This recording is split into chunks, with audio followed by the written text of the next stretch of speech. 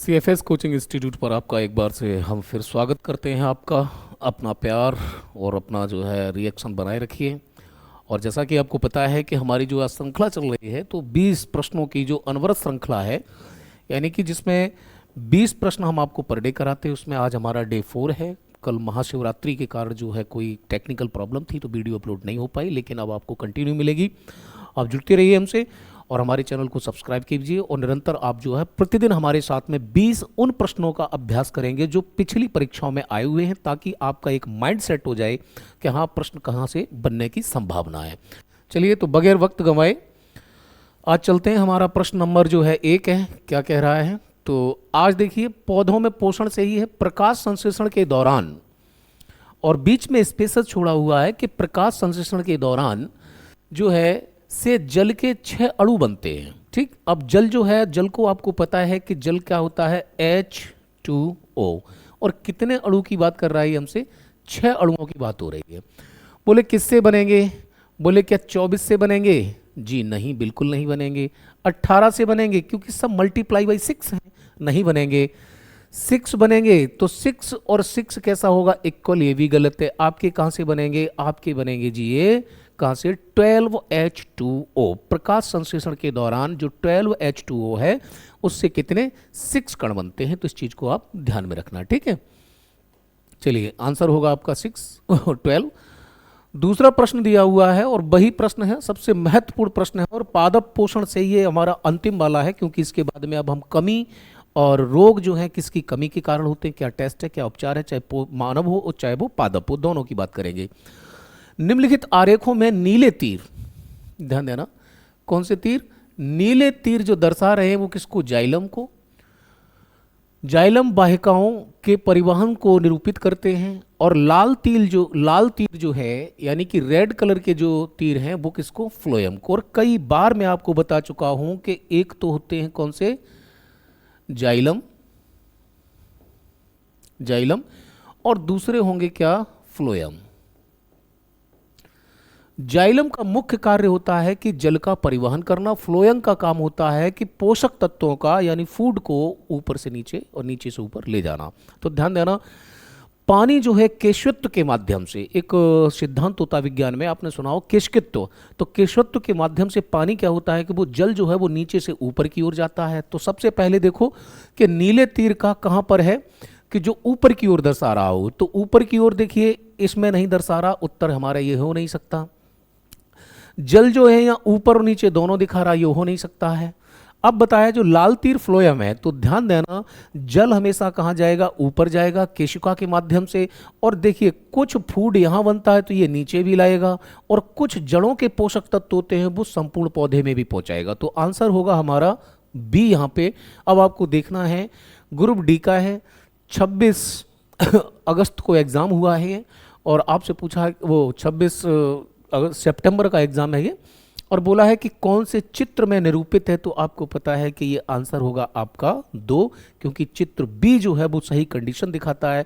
Xylem हमेशा जल को ऊपर की ओर ले जाते हैं, यानी जड़ों से पत्तियों की ओर, और वहां क्या होता है? प्रकाश संश्लेषण की घटना घटित होती है, जिससे क्या बनता है? फूड, वो पत्तियों में भी फैलता है और जड़ों तक भी आता है। ठीक, तो ये होगा।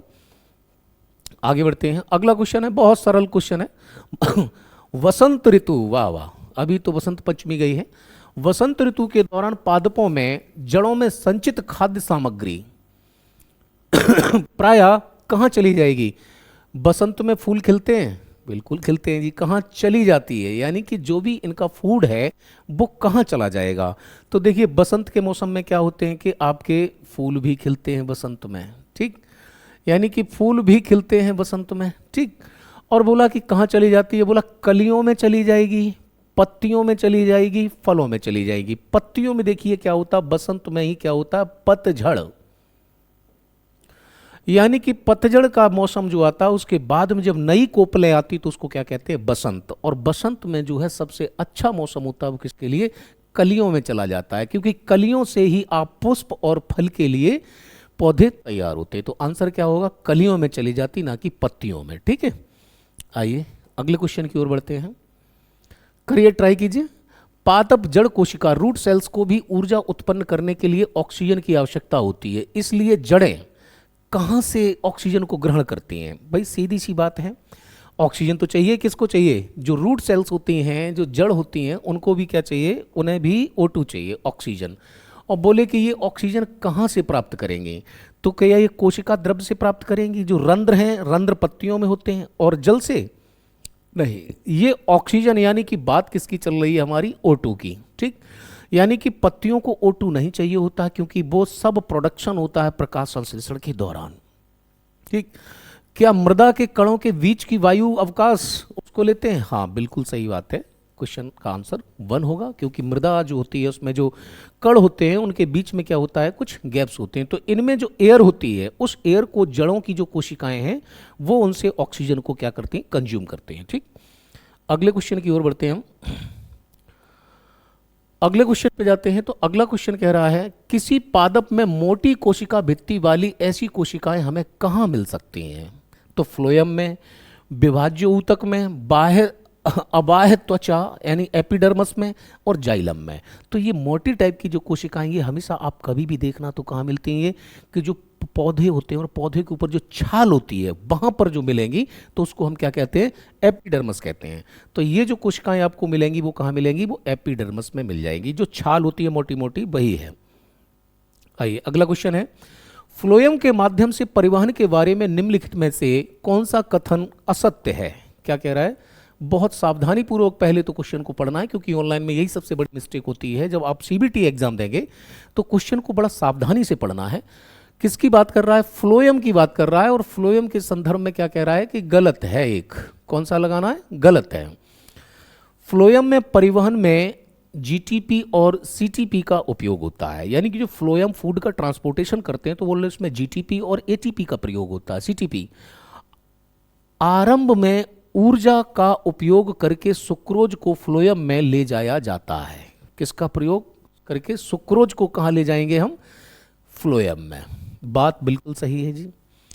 फ्लोएम में परिवहन ऊर्जा के उपभोग को एटीपी द्वारा होता है। सुक्रोज के कारण परासरण दाब में हुई वृद्धि के कारण जल जो है फ्लोएम में चला जाता है। यानी कि जो परासरण और विसरण होते हैं उसमें परासरण ज़्यादा होगा तो जल जो है वो कहाँ चला जाएगा? फ्लोएम में। जबकि फ्लोएम में होता क्या है? फूड होता है, खनिज होते हैं। ठीक, यानी कि कहीं ना कहीं अगर आप फल्स की बात करें तो ये तीनों ही बातें सही हैं बेटा जी, लेकिन बात जो गलत हो गई वो ये हो गई क्योंकि सीटीपी जीटीपी नहीं, क्या होता है? एटीपी। ठीक, चलिए आगे बढ़ते हैं। अगला क्वेश्चन है, प्रकाश संश्लेषण के दौरान निम्न में से कौन सी प्रक्रिया नहीं होती है? ध्यान देना, बहुत सावधानी से पढ़ना। क्या होती है पूछ रहा है? प्रक्रिया नहीं की पूछ रहा है। किसके दौरान? प्रकाश संश्लेषण। कह रहा है जल के अणुओं का विभाजन, प्रकाश ऊर्जा का अवशोषण, कार्बन डाइऑक्साइड का अपचयन, ऑक्सीजन का अवशोषण। गौर कीजिए, बताइए क्या हो सकता है आपके अकॉर्डिंग। अगर क्वेश्चन आंसर इसका आंसर आपको आ रहा है तो आप इसे फॉरवर्ड कर सकते हैं, अन्यथा रहिए हमारे साथ में। देखिए हम पहले ही आपको बता चुके हैं, पहले ही आपको बताया है कि जो जितने भी हरे पौधे हैं वो सब क्या करेंगे? वो प्रकाश संश्लेषण करते हैं। और उन्हें वायुमंडल से क्या चाहिए होती है? उन्हें दो ही चीज़ें चाहिए होती। सबसे पहले तो क्या चाहिए होता है? सूर्य का प्रकाश।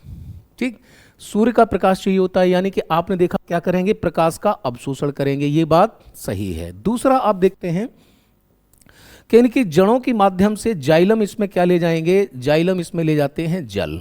ठीक, और वायुमंडल से ये लेते हैं क्या? Carbon dioxide. तो देखते हो कार्बन डाइऑक्साइड का क्या करेंगे? अपचयन करेंगे। ठीक, और जल के अणुओं को विभाजित करते हैं, यानी कि जब जल जो है इनके कहाँ पहुंचेगा? पत्ती में पहुंचता है तो H2O और C2O को दो जो सब उत्पाद होता है उससे ये रिलीज करते हैं वायुमंडल में, उसे कहते हैं CO2। तो क्या होता है? ऑक्सीजन का अवशोषण नहीं करते हैं भाई, ये इनका सब प्रोडक्ट होता है। ठीक, तो आंसर क्या हो जाएगा आपका? डी। चलिए अगले क्वेश्चन की ओर बढ़ते हैं। क्वेश्चन नंबर 8 है, बहुत आसान सा क्वेश्चन है। निम्न में से क्या जाइलम वाहिकाओं को जलरोधी बनाता है? यानी कि जो जाइलम है, जो वाहिकाएं हैं, जैसे हमारी धमनियां और शिराएं हैं, तो बोले कि जलरोधी बनाता है, कि यानी कि जल उनमें जो है इधर उधर ना जाए, सीधा का सीधा जाए। तो उसमें क्या होगा क्यूटिन होगा, सेल्यूलोज होगा, लिग्निन होगा या सुबरिन होगा? तो ध्यान देना, सेल्यूलोज तो क्या होता है, इनका प्राथमिक उत्पाद है, यानी कि प्राथमिक उत्पाद होता है ये किसके दौरान? फोटोसिंथेसिस, यानी कि प्रकाश संश्लेषण के दौरान जो प्राथमिक उत्पाद है सेल्यूलोज, तो सेल्यूलोज तो जी नहीं होगा। कि क्यूटिन एक बहुत जटिल सेल है, ये क्या है, एक सेल है जो कि जाइलम में नहीं पाई जाएगी, ठीक। तो आंसर आपका ये भी नहीं होगा। रह गए दो, सुबरिन, सुबरिन ऐसा कुछ होता ही नहीं है, आंसर होगा आपका कौन सा? लिग्निन, ठीक। तो ये जो है इनको जलरोधी यानी वाटरप्रूफ बनाती हैं, ठीक। आइए आगे बढ़ते हैं। क्वेश्चन नंबर 9 है, बोला के अलावा निम्न सभी पादपों में रेशेदार जड़ें होती हैं। रेशेदार जड़ों को देखो, तो रेशेदार जड़ें वो होती हैं जैसे यहाँ से कोई पादप है, ठीक, कोई भी पौधा है और पौधे की जो जड़ें होती हैं तो उनके कई टाइप होते हैं, मूलाकार भी होती हैं। अब ये यहाँ से है तो इनमें रेशे जो है वो इस तरीके से होते हैं।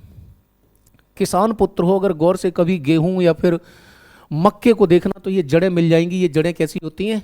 रेशेदार जड़ें होती हैं, ठीक।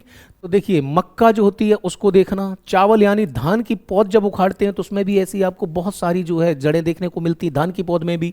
सेम ऐसे ही गेहूं की कटाई अभी आप करेंगे तो उसमें भी आप देखेंगे बहुत सारी जड़ें जो है इसी टाइप से होती हैं, उखाड़ के देखना कभी, ठीक। बट चुकंदर में देखते हैं तो चुकंदर में जड़ नहीं होती है। चुकंदर की जो जड़ होती है वो कैसी होती है? वो बेटा इस तरीके की होती है, यानी कि जो चुकंदर है वो कैसी होगी? वो इस टाइप की होगी, ये मूलाकार होती है, ठीक है। हालांकि इसमें ये इस टाइप के निकले होते हैं मूली, चुकंदर, गाजर में, लेकिन ये जो जड़ है ये शंकुआकार जड़ बोलते हैं इसको, ठीक। तो ये जो है आंसर होगा इसका चुकंदर। बताइए, जड़ों के बारे में ही है।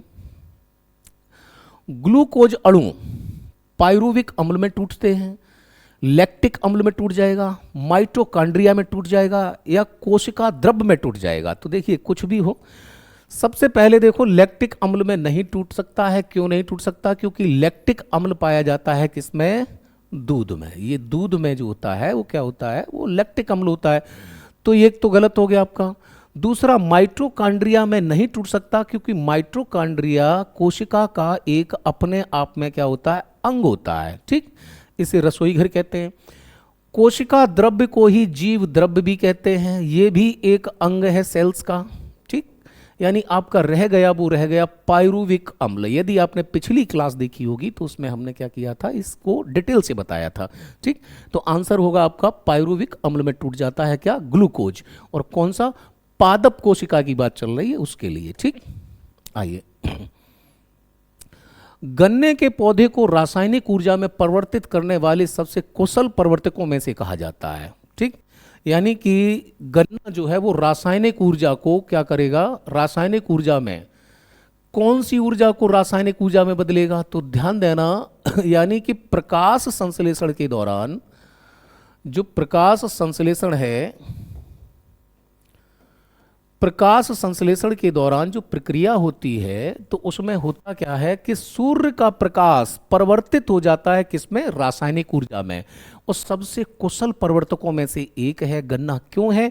क्योंकि ये रासायनिक अभिक्रिया जब होती तो सेल्यूलोज के साथ साथ इसमें बहुत भारी मात्रा बनता फ्रक्टोज, और जिसे हम क्या कहते हैं? शर्करा कहते हैं, ठीक है। तो सुक्रोज जो है गन्ने की मिठास का कारण है। इसमें जो शर्करा बनती है वो कौन सी बनती है? सुक्रोज।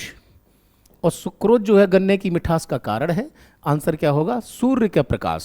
यानी कि देखिए गन्ने के पौधे सूर्य प्रकाश को रासायनिक ऊर्जा में परिवर्तित करने के कुशल प्रवर्तकों में से एक हैं। चलिए आगे बढ़ते हैं। अगला क्वेश्चन है, सूर्य की ओर मुख किए हुए सूरजमुखी की गति को, वेरी गुड, बहुत बढ़िया। यानी कि जो सूरजमुखी है तो सूरजमुखी की खासियत होती है कि जिस जिस ओर सूर्य मुड़ेगा वो उधर उधर मुड़ती जाएगी, ठीक। तो जिधर जिधर की ओर सूर्य मुड़ेगा तो उसी के ये पैरेलल चलती रहती है। तो बोले कि इस गति को क्या कहा जाता है? बोले संचलन। संचलन नहीं होता, संचलन सीधी गति में होगा। घूर्णन, जैसे पृथ्वी अपनी ही धुरी पर पश्चिम से पूर्व की ओर घूमती है अपनी धुरी पे, वो क्या होगा? घूर्णन नहीं। दोलन, आपको पता ही होगा कि कोई वस्तु यहां से है और यहां से इस तरीके से क्या करे? यहां तक जाए, तो वो यहां से यहां तक का मूवमेंट है, ये क्या कहलाता है? दोलन। प्रकाशानुवर्तन, यानी कि प्रकाशानुवर्तन, उस गति को क्या कहेंगे? प्रकाशानुवर्तन, ठीक। आइए अगले क्वेश्चन पे चलते हैं। अगला क्वेश्चन कह रहा है पौधों में ऊर्जा का मौलिक स्रोत क्या है। यानी कि पौधों में जो ऊर्जा का मौलिक स्रोत है वो क्या है। सबसे पहले देखें तो क्या प्रोटीन है? नहीं, पौधों में प्रोटीन होता है लेकिन पौधे प्रोटीन से ऊर्जा प्राप्त नहीं करते। क्लोरोफिल प्रकाश संश्लेषण में आवश्यक है और क्लोरोफिल का मुख्य घटक जो होता है वो मैग्नीशियम होता है। क्लोरोफिल के कारण ही पत्तों का रंग हरा होता है। फिर देखें क्या ग्लूकोज? नहीं, ये इनका एक प्रोडक्शन होता है, बाई प्रोडक्ट है। सबसे बड़ी बात है सूर्य का प्रकाश संपूर्ण पृथ्वी पर जो सौर ऊर्जा है वही प्राथमिक सौर ऊर्जा ही प्राथमिक स्रोत है किसका? पूरी पृथ्वी पर ऊर्जा के लिए, चाहे वो पादप हो चाहे मनुष्य हो। उस वर्णक का नाम बताइए, यानी वर्णक, लवक या वर्णक का नाम बताइए जो पौधों को हरा रंग देता है। अरे बच्चा भी बता देगा भाई, क्या है? फ्लोरीन, जो क्लोरोफिल, सॉरी। और क्लोरोफिल का मुख्य घटक मैग्नीशियम, इसको याद रखना। तो क्लोरोफिल का मुख्य घटक क्या होता? मैग्नीशियम होता है। और क्लोरोफिल के कारण ही जो है पौधों का रंग हरा होता। कैरोटीनॉइड वो होते हैं जो विटामिन बी के कॉम्प्लेक्स में आते हैं और ये क्या करते हैं? पके हुए फलों को, जैसे कैरेटिन है और कैरोटीनॉइड है, ये लाल, पीला, हरा, नीला फल फूलों को रंग प्रदान करते हैं। थाइमिन आपको पता ही है कि विटामिन का नाम है, तो आंसर क्या होगा आपका? दूसरा वाला हो जाएगा। ठीक, आगे बढ़ते हैं, विचार करें। कैक्टस, देखिए नागफनी और कैक्टस की बात चल रही है। तो कैक्टस ऐसे होता है जैसे धतूरा है ना, उसी प्रकार से, और बहुत सारे उसमें क्या होते हैं? कांटे होते हैं। ठीक, और कैक्टस जो है ये भी एक प्रकार का जो है ये जीरोफाइट्स होते हैं। कैक्टस हुआ, उसके अलावा आप देखेंगे तो क्या हुआ? नागफनी हुआ। ठीक, नागफनी हुआ तो ये नागफनी में भी आप देखते हैं तो बहुत सारे क्या होते हैं? कांटे होते हैं। ठीक, इन सभी को कहा जाता है जीरोफाइट। जीरोफाइट, जीरोफाइट को हिंदी में कहते हैं मरुदविद। मरुदविद, इसका मतलब हुआ वे पौधे जो कहाँ उगते हैं? जहाँ पानी की कमी हो या मरुस्थल में उगते हैं। तो मरुस्थल में उगने के कारण इन्हें मरुदविद बोलते हैं। और जहाँ पानी की बहुत कमी हो और पौधे सरवाइव करें, इस प्रकार के पौधों को कहते हैं जीरोफाइट्स। और जो लवणीय भूमि पर उगते हैं उन्हें हेलियोफाइट्स कहते हैं। और जो छाया में उगे उन्हें थैलियोफाइट्स कहते हैं। जो जल में उगते हैं जैसे सिंघाड़ा है उसे हम हाइड्रोफाइट्स कहते हैं। तो इनको भी याद रखना। तो कुल मिलाकर के ये प्रकाश, ये कौन सा भाग प्रकाश संश्लेषण की प्रक्रिया करेगा? तो कांटे कर नहीं सकते, पत्तियां होती नहीं है, तो कौन करेगा? ये करते हैं तना। ठीक, तो कैक्टस और नागफनी दोनों में ही ये प्रक्रिया होती है, तने में। ठीक है, नॉट इन लीफ। आंवला किस विटामिन का प्रचुर मात्रा में स्रोत है? तो मैंने कहा था कि विटामिन सी का सबसे प्रचुर मात्रा में स्रोत है कौन? आंवला। यानी कि एक आंवला इतनी विटामिन सी कंटेन करता है जितनी कि 6 संतरे। यानी कि एक आंवला बराबर 6 संतरा। तो विटामिन सी का सबसे अच्छा स्रोत है। और उत्तर प्रदेश में जो है एक जगह है, डिस्ट्रिक्ट है प्रतापगढ़। ठीक, प्रतापगढ़ आंवले के उत्पादन में नंबर 1 है। ठीक, आइए आगे बढ़ते हैं। क्वेश्चन नंबर 17, निम्नलिखित में से कौन सा जीवाणु फलीदार पौधों की जड़ों की ग्रंथियों में निर्माण से संबंधित है? ठीक, तो ग्रंथि जो होती हैं, ग्रंथियों को क्या बोलते हैं? गांठ बोलते हैं। तो आप देखना जैसे कि मूंग, अरहर, सोयाबीन, ठीक, चना, और सबसे अच्छा उदाहरण इसका एक होता है जिसे हरी खाद बोलते हैं, वो होता है ढैंचा। इनकी जड़ों को देखना, तो जो इनकी जो जड़ें हैं तो इनकी जड़ों में आपको क्या मिलेंगी? ये मिलेंगी गांठें। इनकी जड़ों में आपको जो है वो क्या मिलेंगी देखने को? गांठें। ये गांठें क्यों होती हैं? क्योंकि इनकी जड़ों में एक बैक्टीरिया रहता है जिसका नाम होता है राइजोबियम, जो पौधों को क्या देता है? नाइट्रोजन। बदले में पौधे उसे क्या देते हैं? भोजन। तो ये सहजीवी की प्रक्रिया है। इसलिए कई बार ढैंचा जब छोटा सा पड़ा हुआ और उसमें नाइट्रोजन का जब स्थिरीकरण हो जाता तो उसको हम जोत देते हैं। यानी कि कुल मिलाकर के फलीदार फसलें जो होती हैं इनमें जो राइजोबियम है वो नत्रजन का क्या करता है? नत्रजन को कहते हैं नाइट्रोजन। वायुमंडल में कितनी होती है? वायुमंडल में सबसे अधिक मात्रा में 78% है। और यूरिया, किसान पुत्र हैं पता होगा, यूरिया होती है कितनी, यूरिया में 46% नाइट्रोजन। ठीक है, तो नत्रजन का यानी यूरिया, ये नाइट्रोजन का एक स्थिरीकरण और एकत्रण कर देता है भूमि में, तो आंसर होगा राइजोबियम। ठीक, चलिए अगले क्वेश्चन की ओर बढ़ते हैं।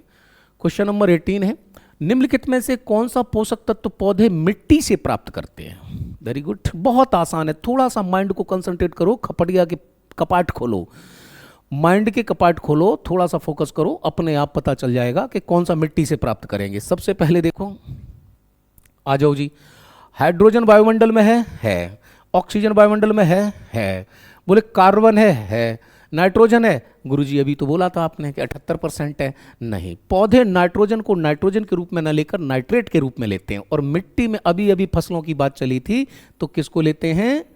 नाइट्रोजन को। ठीक, तो पोषक तत्व मिट्टी से, पौधे मिट्टी से प्राप्त करते हैं। ठीक है, तो मिट्टी से प्राप्त करते हैं, गलत हो गया, मिट्टी से क्या करते हैं? ऑक्सीजन। ठीक, क्या लेंगे?